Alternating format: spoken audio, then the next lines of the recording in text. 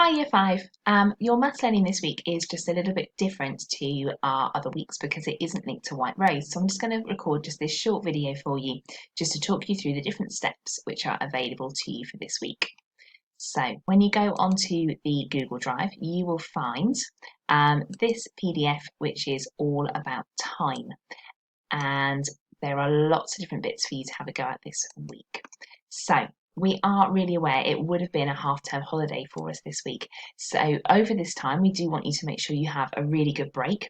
And we would also like you to make sure you're feeling really confident in telling the time. Lots of this learning is revision work from previous years.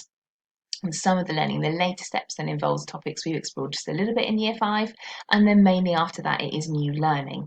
So see how you get on, but if you find anything too tricky, don't worry, because we'll go over it again when we return to school. So the learning of time is really quite tricky, okay? It's a tough concept because it's totally different to most other aspects of our maths learning. So we've broken it down into 5 steps for you. Please note, we do not want you to complete all of them, okay? We want you to think carefully about where a sensible place is for you to start. And that depends entirely on how confident you already are in telling the time. Okay, so you might have a go at step 1, 2, and 3, or you might have a go at step 2, 3, and 4, or 3, 4, and 5, or you might just dip in and out of a few of them, okay? But don't feel you need to do everything, okay? Just complete a little bit each day. After it is half term, and you definitely need to relax and have a break too. So I'm going to talk through each of the steps for you now, so then you can make a good decision about where's the best place for you to start. So step 1 is all about just telling the time, okay? Something which you've practiced a lot over previous years in school, but it can still be really tough just because it, as I say, it looks so different. So there is a worksheet for you to have a go at just on telling the time. There's lots of different clocks there for you to have a go at writing the correct time on.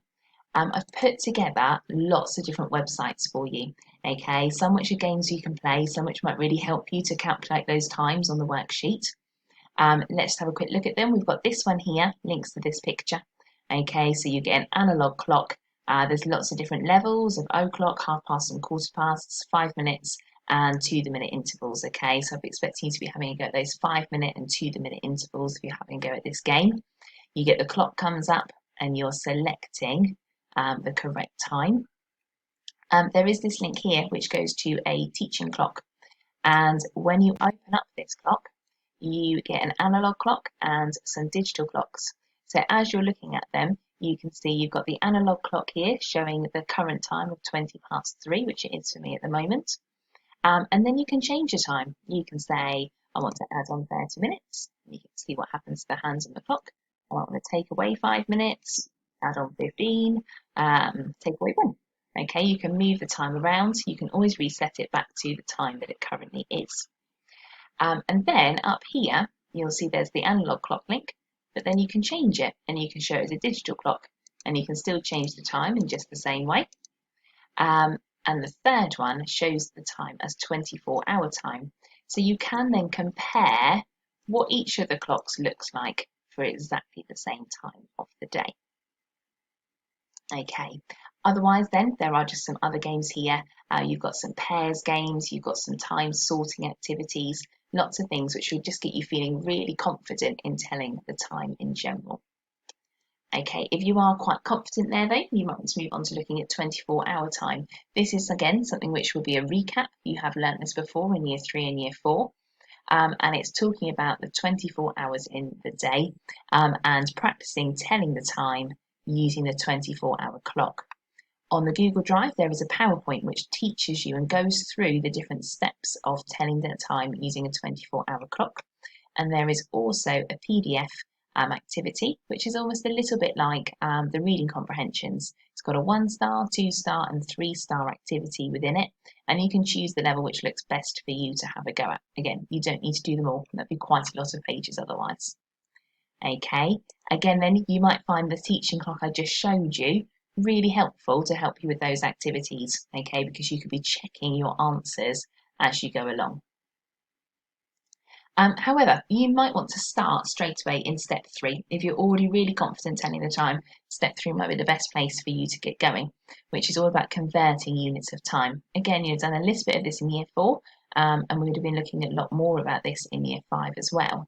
So we're looking at equivalent times, such as saying how many seconds are there in 1 minute.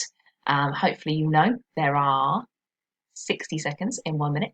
And if you know that, then how many seconds are there in 1 hour? And I wonder if you could work out how many seconds there might be in a day or in a week.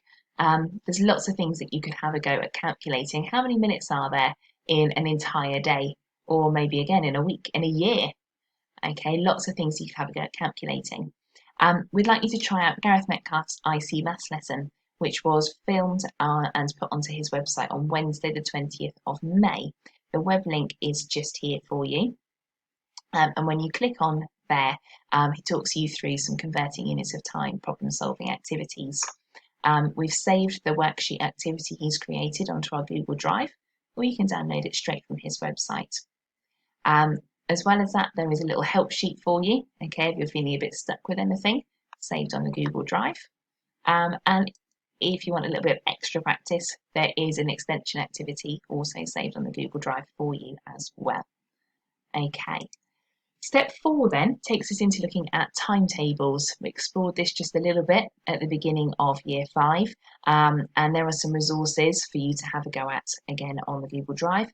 I've made just a short YouTube video just to talk you through how to read a timetable, what timetables look like, and there are some interactive timetable problems at this website which will give you a helping hand.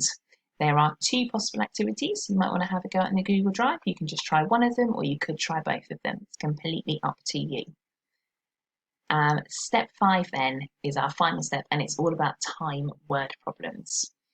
So this is for when you are feeling really confident. So you can definitely read the time on an analog clock.